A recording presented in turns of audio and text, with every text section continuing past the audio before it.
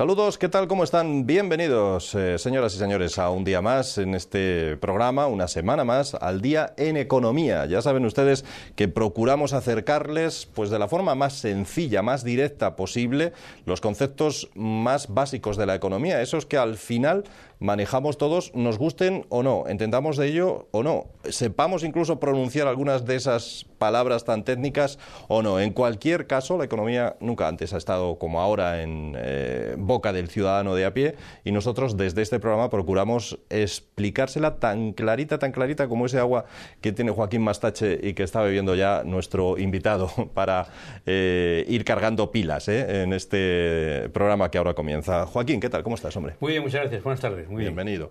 Bueno, hay que recordar, como siempre, que ustedes son los protagonistas de este programa, pretendemos que lo sean, y por eso siempre les ofrecemos la posibilidad de participar con nuestro correo electrónico. A él pueden enviar sus opiniones, sus críticas, sus sugerencias, sus ideas, lo que ustedes quieran. Si hay algún tema que les preocupa, que quieren que tratemos, que les demos más información al respecto aquí en este programa, pues ya saben que pueden hacerlo, y para eso tenemos a Joaquín Mastache. Bueno, habíamos anunciado ya la semana pasada, Joaquín, que íbamos a hablar de un asunto polémico. De hecho, nos ha costado mucho encontrar opiniones, por ejemplo, en la calle, gente que no quería opinar, parece mentira, pero no quería opinar sobre este asunto de la posible o supuesta o futurible independencia de Cataluña. Los asturianos parece que no querían opinar sobre este tema. ¿Por qué? Pues nosotros no somos independentistas, por lo tanto probablemente no querían opinar porque lo vemos como muy lejos. Nosotros somos profundamente asturianistas, pero no queremos saber nada de independencia, y no porque se diga que hemos sido siempre muy ayudados, sino porque va en nuestro ADN. Nosotros acogemos a todo el mundo,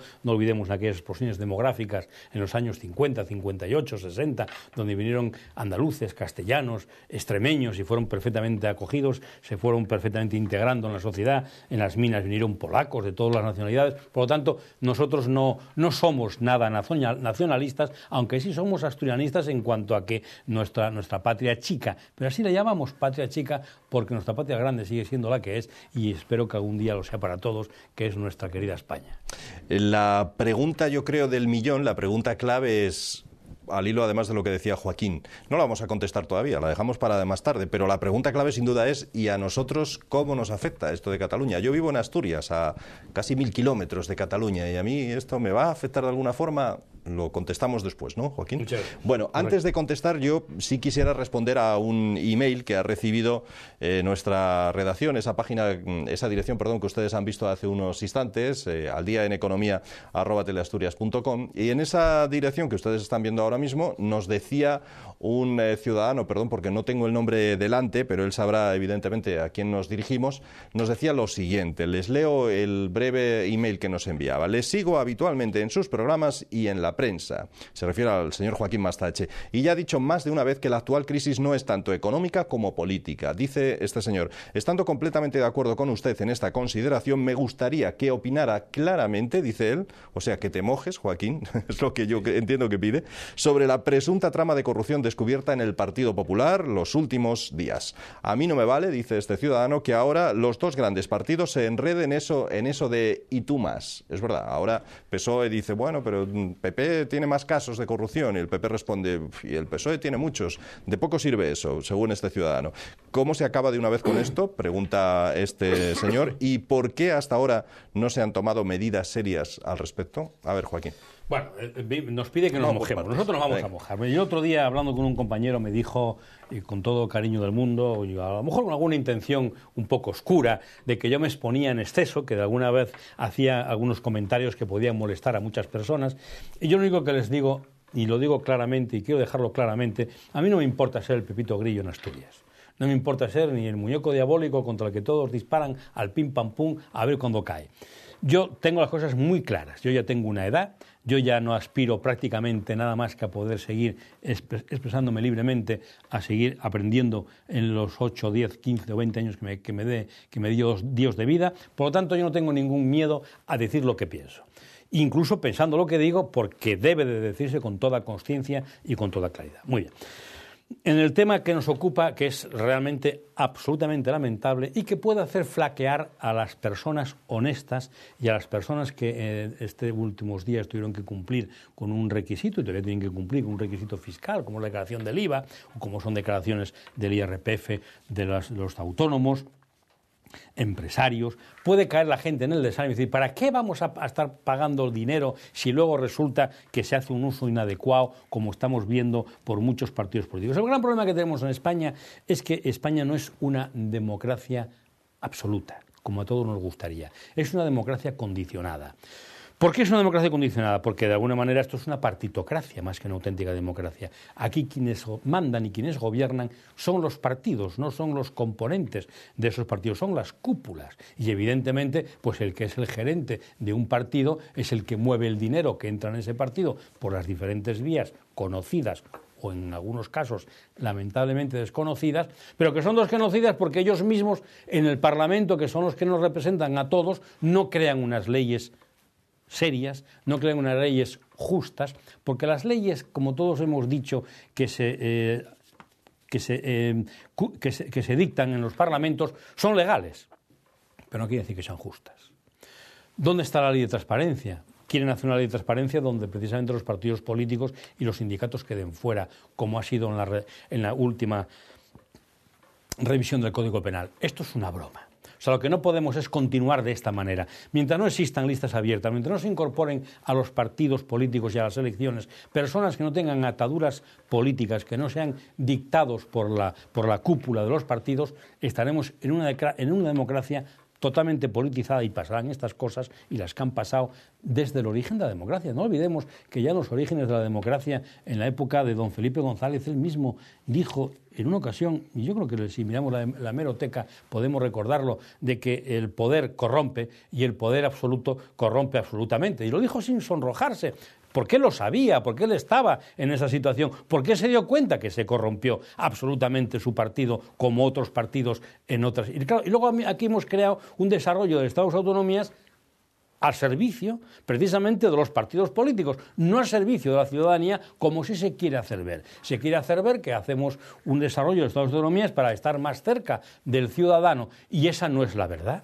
O sea, la verdad es que estamos haciendo un desarrollo del Estado de las autonomías para, de alguna manera, ir colocando más políticos. Y esto lo hemos visto otro día en Asturias, cuando resulta que el Partido Popular y Foro, que solamente se pusieron al parecer de acuerdo en esto, y debieron de ser 7 minutos y medio, decir, oye, vamos a bajar de 45 parlamentarios a 35, y los demás dijeron de entrada que no, ya lo estudiaremos, pero que seguro con la mayoría absoluta que tienen, con el apoyo de la UPyD, pues va a ser que no. Cuando resulta que tendría la misma distribución parlamentaria, el arco parlamentario asturiano, con 30 que con 40. Pero sí, habría 10 personas menos cobrando, 10 personas menos viviendo de un presupuesto bastante generoso que lo ponemos encima de la mesa todos nosotros. Por lo tanto, estas cosas ocurren porque no hay una ley de transparencia. No olvidemos que somos, junto con Malta, de todos los países de la Comunidad Económica Europea, los 2 únicos países que no tenemos una ley de transparencia. La está metiendo en trámite parlamentario el Partido Popular, pero la está metiendo de alguna manera como bastante cercenada. Hoy hablaba Rajoy, o ayer, no sé qué día de estos hablaba, de que pedía un apoyo a que hubiese un pacto. Bueno, pues esperemos que el pacto sea para que haya una ley de transparencia más transparente y no para que haya una ley de transparencia menos transparente. Y decía este señor, ¿cómo se acaba con esto de una vez? ¿Con una ley de transparencia, hombre, con la que nos proponen, no? Es un inicio. Yo creo que lo que tenemos es que hacerles ver a nuestros parlamentarios, a nuestros representantes, de que están para administrar nuestro dinero. Porque los políticos, la misión que tienen es la administración de la administración, no beneficiarse de la administración. No puede funcionar un país de 47 millones de habitantes con el paro tan tremendo que hay, con más de 400.000 políticos profesionales que viven y muy bien de la política, y otros que ya han sido instalados en la administración en diferentes puestos, que ya están de por vida como funcionarios, sin incluso haber tenido que sufrir ese único examen que muchos funcionarios sufren para ser funcionarios y luego no vuelven a sufrir ninguno más. Evidentemente lo que tenemos es que dar más poder a la sociedad civil. Aquí el gran problema es que los partidos políticos han ido controlándolo todo y están intentando de alguna manera pues que seamos sus súbditos y dejar de ser, evidentemente, unas personas como debemos de ser. Es decir, estamos volviendo a las más antiguas épocas de las monarquías prácticamente medievales y estamos pasando de ser ciudadanos a ser súbditos, que nada más se nos llama cada 4 años para decir qué es lo que queremos y luego ellos van a hacer lo que crean más conveniente. O sea, el tema realmente es grave.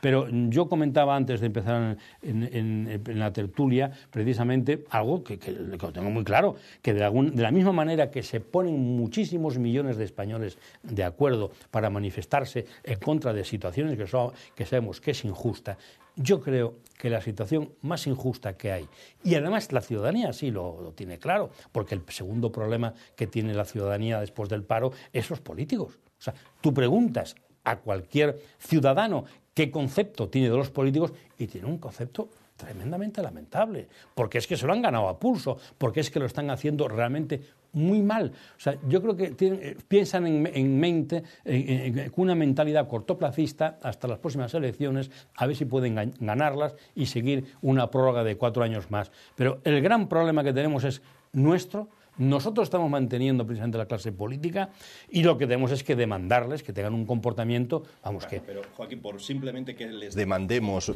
lo saben de sobra, además, como bien dice, hay esas encuestas y hay manifestaciones, pero simplemente porque se lo demandemos, evidentemente alguien no va a bajarse de una situación en la que está muy beneficiado, ¿no? No, pero yo creo que, vamos a ver, hoy día tenemos el tercer poder, que es la judicatura, que es el poder judicial, que está en las altas instancias controlado, por decirlo de alguna manera, por el gobierno, porque están nombrados por ellos y de alguna manera tendrán sus acuerdos y sus cosas más o menos claras.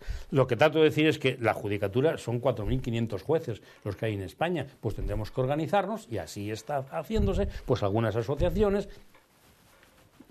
totalmente privadas que no están politizadas todavía y que creo que no las politizarán y estarán presentando demandas y los jueces harán caso y intervendrán. Y yo estoy convencido que esta persona tendrá que soportar todo el peso de la ley. Probablemente luego, si al final lo amnistían, bueno, pues otro motivo de más para decirlo, oiga, pues no. ¿Qué sucede? Pues tendremos que ir cambiándonos de partidos, o tendremos que ir a los votos en blanco, o tendremos que hacer algo para que reaccionen. No puede suceder lo que sucedió el otro día con otro partido, que le pedían 11 años de cárcel y hace una componenda antes del juicio, y entonces queda simplemente la pena en devolver lo que habían robado. O sea, esto es un ridículo. O sea, mañana una señora roba en un supermercado para dar de comer a sus hijos y le cae una pena de unos meses, cuando es para dar de comer a sus hijos. No son 300.000 euros, que es lo que habían robado estos otros políticos. Por lo tanto, yo creo que deben de tomárselo muy en serio, porque esto no puede continuar así. No puede continuar así.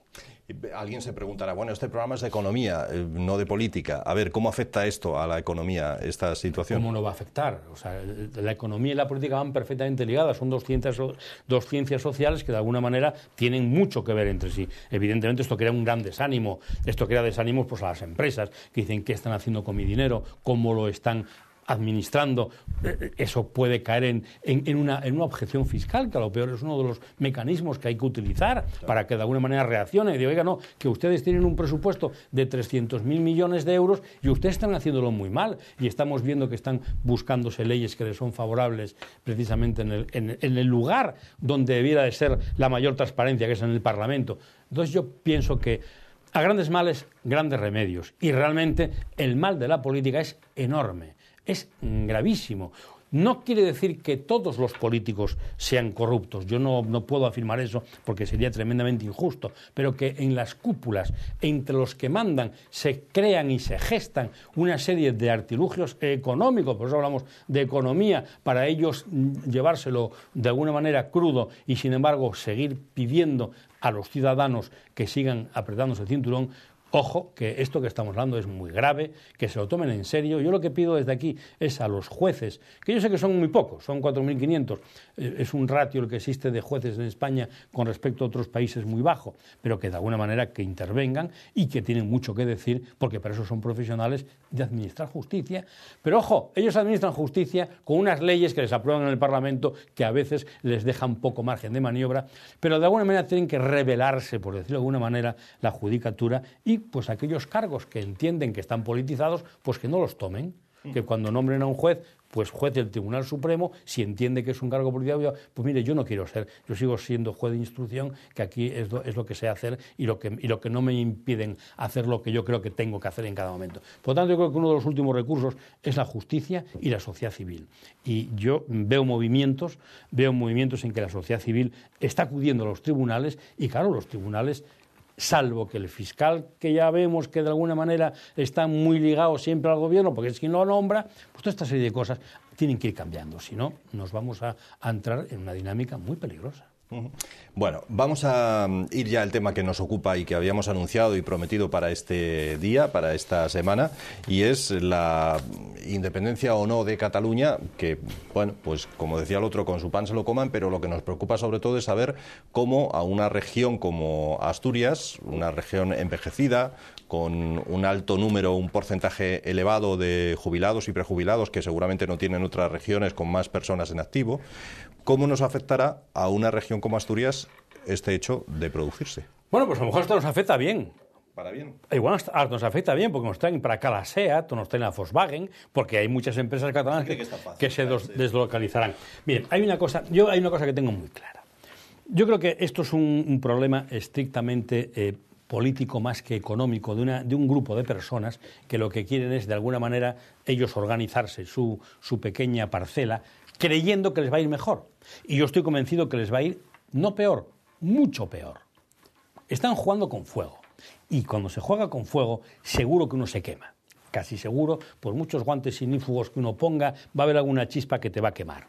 ¿Qué quiero decir con esto? O sea, Cataluña piensan que es la región más rica de España. Bueno, pero los datos dicen que no. Los datos lo que dicen es que es la región más endeudada de España, la comunidad autónoma más endeudada de España. Esos son datos. Y yo aquí ahora me vino a la memoria una conferencia a la que asistí hace unos 18 o 20 años, que la dio Paul Samuelson, y él nos dijo en aquella conferencia algo muy importante, realmente muy importante, que voy a intentar de alguna manera explicar en el menor tiempo posible.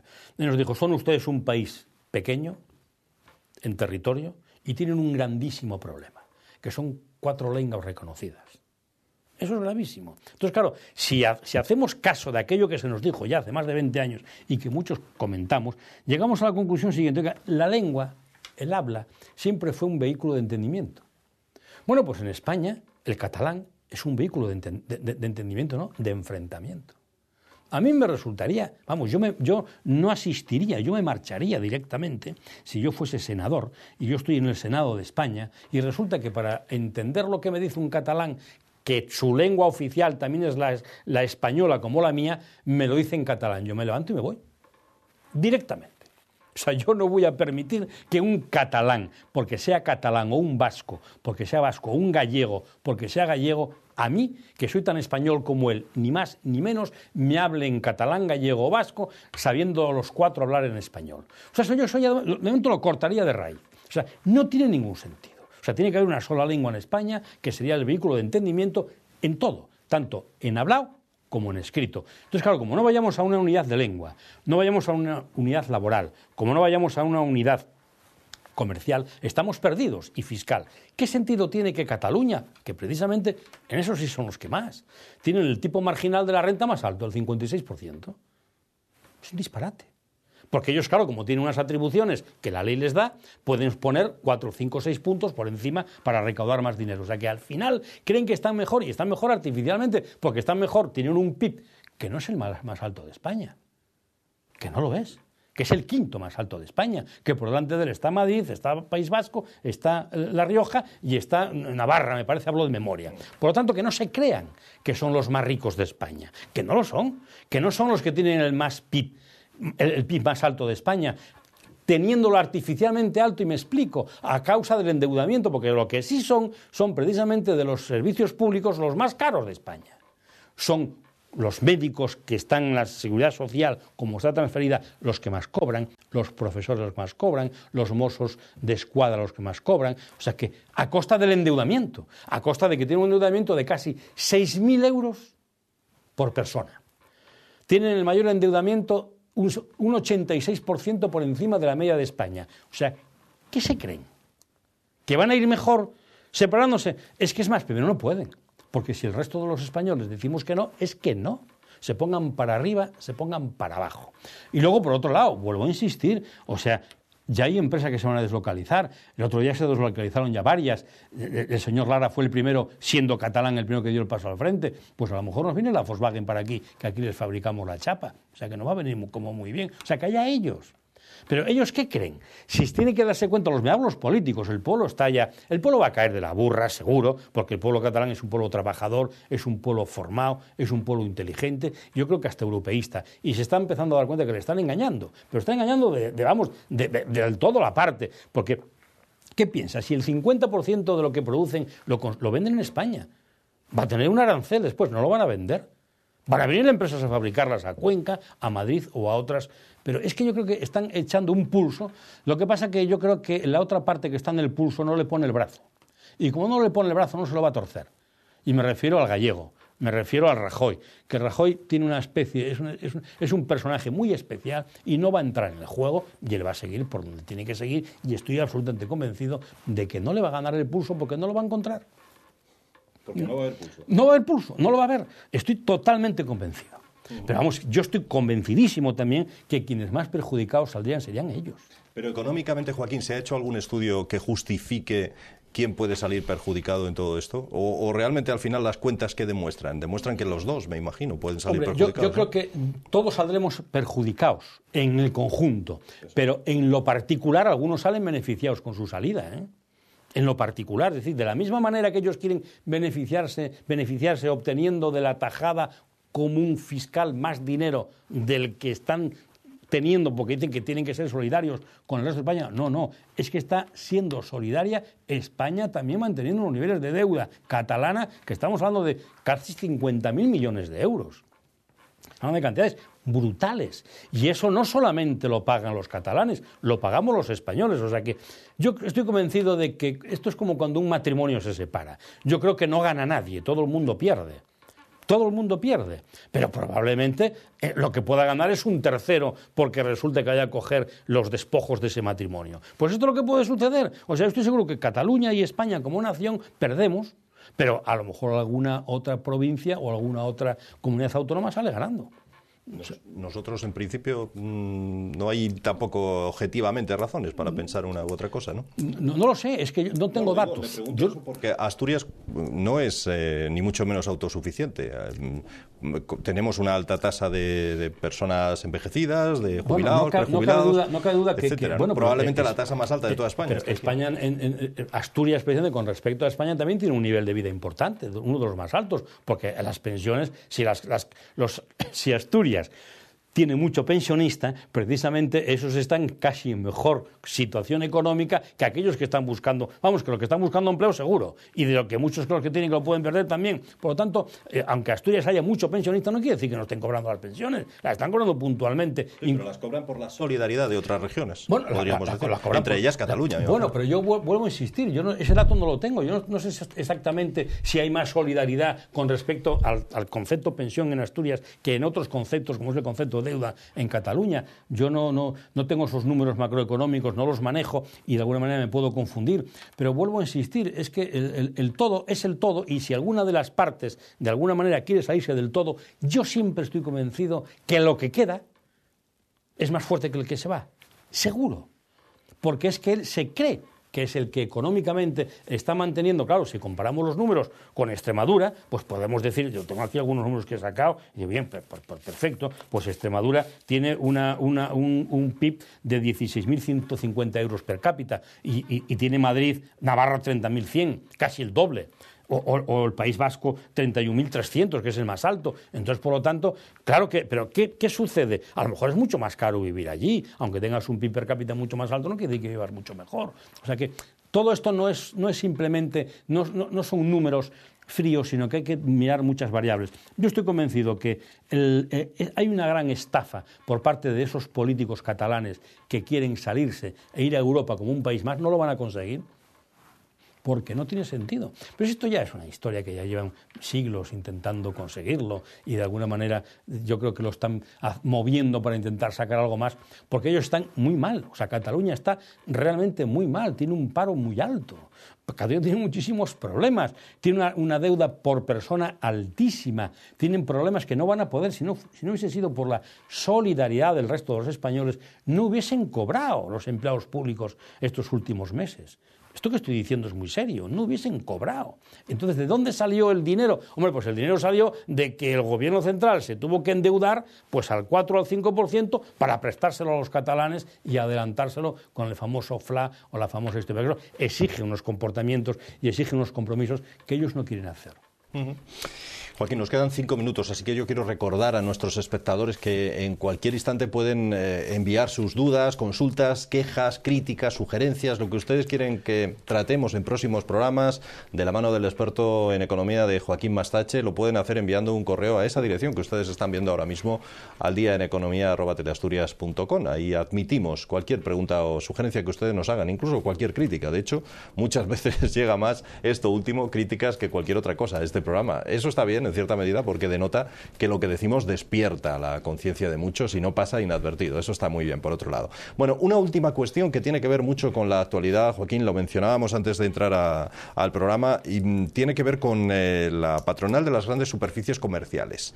Está en estos días un sector en el que, por cierto, hay 250.000 personas trabajando, aproximadamente, reclamando, y ahí se engloban todas las grandes superficies, no hace falta citar nombres, reclamando, por ejemplo, a los trabajadores trabajar 56 horas más, eliminar una paga extra e incluso un tema muy polémico, y es asociar el sueldo que cobran con las pérdidas o beneficios que pueda obtener su propia empresa. No sé qué le parece eso y si eso es un modelo que pueda... Cuando menos me parece discutible, y como modelo económico yo no lo veo especialmente claro. Es decir, el que una gran superficie baje sus ventas puede ser por una desidia de los empleados o puede ser porque no tiene precios competitivos. O puede ser porque no tiene productos competitivos. No tiene por qué ser un problema de los empleados.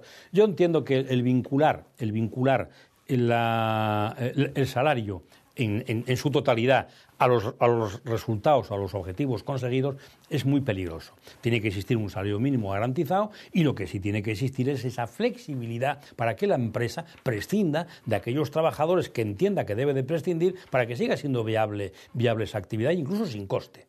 Entonces, por eso hay muchas teorías. Yo creo que uno de los problemas que tenemos en España es la falta de flexibilidad en el trabajo. No en cuanto a que, como vendo menos, resulta que tienen que cobrar todos menos. Eso sí están de acuerdo, porque a lo mejor la solución es que tenga que haber menos trabajadores, como ha sido lo que se ha hecho a través de la última reforma laboral, para viabilizar y para, de alguna manera, que sean las empresas competitivas, se han prescindido de trabajadores para no tener un coste laboral muy alto. O podrían haber hecho reducir la jornada.